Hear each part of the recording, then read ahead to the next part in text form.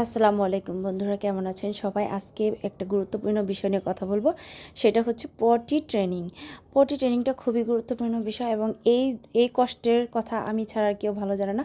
কারণ আমার বাচ্চা পটি নিয়ে অনেক বেশি বিরক্ত করেছে। আর একটা কথা বলে রাখি, যেসব বাচ্চাদের কষার সমস্যা আছে তাদের পটি ট্রেনিং করতে খুবই কষ্ট।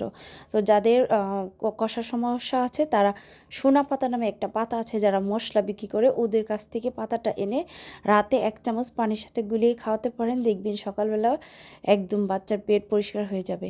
তো যাই হোক, আমি গুরুত্বপূর্ণ কিছু কথা বলবো, সেটা হচ্ছে পটি ট্রেনিং নিয়ে। আর প্রথমেই আমি বলে রাখছি, 5 বছরের বাচ্চা যদি বয়স নিচে হয়, 5 বছরের নিচে হয়, তাহলে সেক্ষেত্রে আপনি কী করবেন? সেক্ষেত্রে একটি কমোড কিনবেন, কমোডটা বসাবেন হচ্ছে বাথরুমের ভিতরে এবং ভিতরে বসিয়ে তাকে ট্রেনিং দিবেন। আর যদি 5 বছর উপরে হয় তাহলে আপনি হয়তো বা কমোডের উপরে এক্সট্রা একটা মুখ লাগিয়ে নিতে পারেন, অথবা আরএফএল শোরুমে একটা হাই কমোড পাওয়া যায়।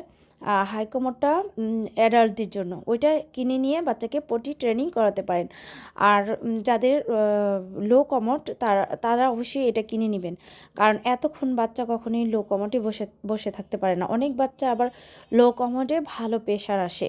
তো সেক্ষেত্রে আপনি বুঝে শুনে তারপরে বাচ্চাকে কমোডে, হাই কমোড বা লো কমোডের সিদ্ধান্তটা আপনি নেবেন।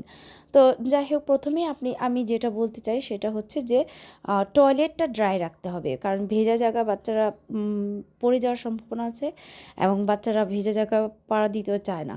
টয়লেটটা অবশ্যই ড্রাই রাখবেন। টয়লেটে কালারফুল লাইটিং দিবেন, সেটা আপনি যে কোনো কালারফুল লাইটিং দিতে পারেন। আর বাচ্চা যদি কোনো প্রিয় খেলনা থাকে তাহলে সেই খেলনাটা সাথে করে নিয়ে যেতে পারেন। আর বাচ্চার সাথে অবশ্যই প্রতিদিন 3 বেলা, সকাল, দুপুর এবং রাত, 3 বেলা আপনি বাচ্চাকে বাথরুমে নিয়ে যাবেন এবং 10 থেকে 15 মিনিট বাচ্চাকে অবশ্যই কমোডে বসায় রাখবেন এবং সাথে আপনিও বসে থাকবেন। বাচ্চার পিঠে মাসাজ করে দিবেন অথবা বাচ্চাকে গান শোনাবেন।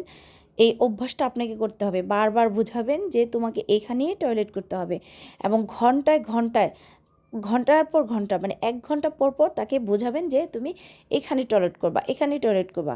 যদি বাচ্চা কথা বুঝে তাহলে তো ভালো, না বুঝলে ইশারা দিয়ে বোঝাবেন। আর যদি বাচ্চা না বুঝে, কিছুই না বুঝে, তাহলে টয়লেটের একটা ছবি তুলে টয়লেটের সামনে ঝুলিয়ে রাখবেন এবং প্রত্যেকবার টয়লেটে যাওয়ার আগে ওই ছবিটা দেখাবেন এবং ওকে ছবির উপরে হাত দেওয়াবেন যে এই যে এখন আমরা টয়লেটে যাচ্ছি। তো এইভাবে বাচ্চার সাথে কোঅপারেট করবেন এবং এটা একদম টানা করে যাবেন, কারণ 1 বছর পরে অটিজম বাচ্চার ক্ষেত্রে একটা ভালো রেজাল্ট পাওয়া যায়। তো এর মধ্যে আপনি কষ্ট যদি করেন তাহলে দেখবেন যে সারা জীবন এটার সুখ পেয়ে যাবেন। আর যদি এখন কষ্ট না করেন তাহলে এটার সব ফল সারা জীবন ভোগ করতে হবে। তো তাই আমি বলছি, 1 বছর কষ্ট করার আর সারা জীবন কষ্ট করার চেয়ে 1 বছর কষ্ট করা অনেক ভালো। আর যদি বাচ্চার হাইপারনেস থাকে, হাইপারনেসটা একটু কমাবেন, ওইটার জন্য আলাদা আলাদা থেরাপি দিবেন। আর বাচ্চা যদি কান্নাকাটি করে বের হয়ে যেতে চায়, জোর করে ধরে রাখবেন, কারণ বাচ্চাকে বোঝাতেই হবে যে তোমাকে এখানে বসতে হবে। যদি বাচ্চা বাইরে পটি করে তাহলে কি করবেন? তাহলে বাচ্চাকে 5 মিনিট টয়লেটের ভিতরে রেখে বারবার বলতে থাকবেন যে তোমার ওইটা করা ঠিক হয়নি। বাচ্চাকে বোঝাতে হবে যে তুমি একটা ভুল করেছ এবং এটা এখানে করা যাবে না। আর বাচ্চাকে সূচু করাবেন 5 মিনিট পরে। ওই সূচুটা যখন হাগুটা ওর শরীরে লেগে থাকবে তখন ও একটু আনইজি ফিল করবে এবং ও আস্তে আস্তে বুঝতে সক্ষম হবে যে সে এটা ভুল করেছে। যখন থেকে এ বুঝতে শুরু করবে যে সে এটা ভুল করেছে, তখন থেকেই দেখবেন যে সে টয়লেটে যেতে চাইবে। আর আপনি কখনোই বাচ্চাকে চোখের আড়াল করবেন না, কারণ এইসব বাচ্চা ওরা চোখের আড়াল হলেই তখন পটি করে যেখানে সেখানে। আর একবার যদি বাইরে পটি করে এটা নেড়ে চেড়ে মজা পেয়ে যায় তাহলে তো আপনার কষ্ট আরও বেড়ে যাবে। কোনো মতেই ওটাকে হাত দিতে দিবেন না, কোনো মতেই চোখের আড়াল করবেন না। এই কাজটা অনেক কেয়ারফুলি এবং অনেক টাইটলি শিডিউল মেনটেন করে করবেন। আপনি যদি না পারেন, আপনি ওর কিছুটা দায়িত্ব ওর অন্য অন্য ফ্যামিলির কাছে দিয়ে দেওয়ার চেষ্টা করবেন। তারপরে টয়লেটের ভিতরে প্যান্ট খুলবেন, বাচ্চা বাইরে যেন প্যান্ট না খুলে বাচ্চা টয়লেটের ভিতরে করবেন, প্যান্টটা খুলবেন। বাচ্চা যখন থেকে তার ভুল বুঝতে পারবে এবং বাচ্চা যখন আন্ডারস্ট্যান্ডিং লেভেলটা একটু বাড়বে তখন দেখবেন যে বাচ্চা নিজে নিজেই যাচ্ছে এবং আপনাকে মনে করে দিচ্ছে যে সে টয়লেট আসছে। আর টয়লেটের সাইনটা ব্যবহার করবেন। টয়লেটের সাইনটা হচ্ছে আপনার কেনি আঙুল বুকের উপরে রেখে তারপরে এভাবে দেখাবেন টয়লেটের সাইন। টয়লেটের সাইনটা দেখে তারপর তাকে বাথরুমে নেবেন, অথবা অনেকে প্রাইভেট পার্টে হাত দিয়েও দেখায় যে তার টয়লেট এসেছে।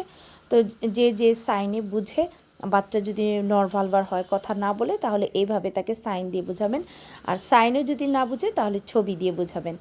তাহলে আপনাকে বাচ্চা ছবি দেখায় হলেও বোঝাতে পারবে যে তার টয়লেট আসছে। এভাবে তার সাথে কমিউনিকেশন করতে হবে।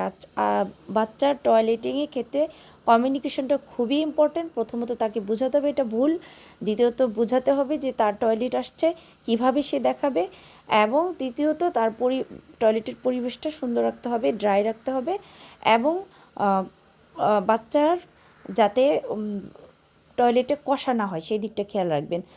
কষা টয়লেট করা খুবই কষ্টের ব্যাপার এবং সময়ের ব্যাপার, তাই বাচ্চার টয়লেটে কিছুতেই কষা হতে দিবেন না। আর সবজি খাওয়াবেন। বাচ্চার হাইপার থাকলে ডাল জাতীয়, দুধ জাতীয়, মিষ্টি জাতীয় খাবার থেকে বিরত রাখুন। মাছ, মাংস, মুরগির মাংস আর সবজি খাওয়ান। ফলমূল, কম মিষ্টি জাতীয় ফলমূল খান। ভালো থাকবেন। প্রত্যেকটা অটিজম বাচ্চা যেন সুস্থ থাকে, সুস্থভাবে তার মায়ের কোলে থাকে, মায়েরও শান্তি, বাচ্চারও শান্তি। সবাই ভালো থাকবেন। ভিডিওটি ভালো লাগলে অবশ্যই লাইক, কমেন্ট, শেয়ার দিয়ে দিবেন। আপনাদের ভালো থাকা আমাদের কাম্য।